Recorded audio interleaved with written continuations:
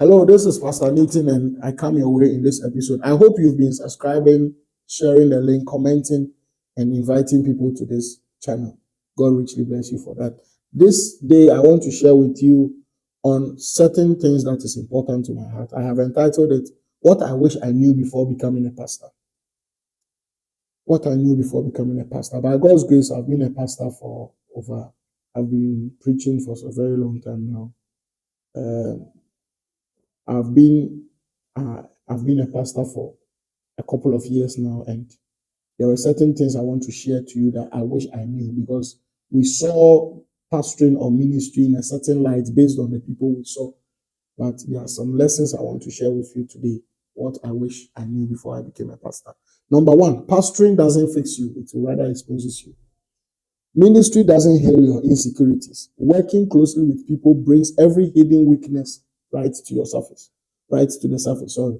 So you realize that as a pastor, sometimes there's a way you used to deal with your weaknesses or insecurities. But in this case, when you become a pastor and you are working with people, it rather reveals certain part of you that you didn't know, whether positive or negative.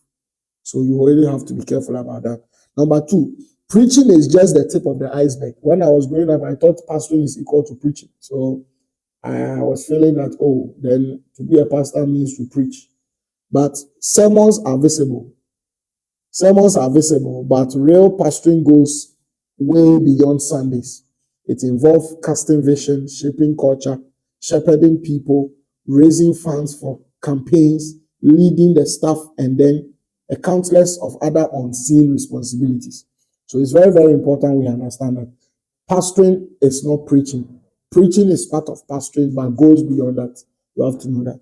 The third thing I wish I knew was how you handle compliments is how you will also handle criticisms. Both compliments and criticisms will reveal your heart. Criticisms isn't just personal.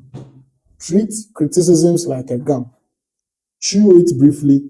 Take something useful if you can, but spit out the rest. Never swallow it. So those of you who know about gums, we chew it for some time. When the sweetness or what we can swallow from it is up, we do, but we don't swallow the gum. That is how you should take compliment and criticisms when you should come as a pastor. Then the fourth one, don't be driven, but be led by the Spirit. In ministry, the temptation of being driven by what you see around and what you hear people doing can drive you to also go and do that. But don't be driven, but rather be led by the Spirit of God.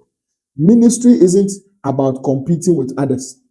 It is about running your own race at your own pace with God's grace. If I was somewhere, the boys would have shouted bars. Ministry is not about competing with others, but running at your own pace, running your own race at your own pace with God's grace. Sometimes God will ask you to slow down. Other times he will nudge you forward.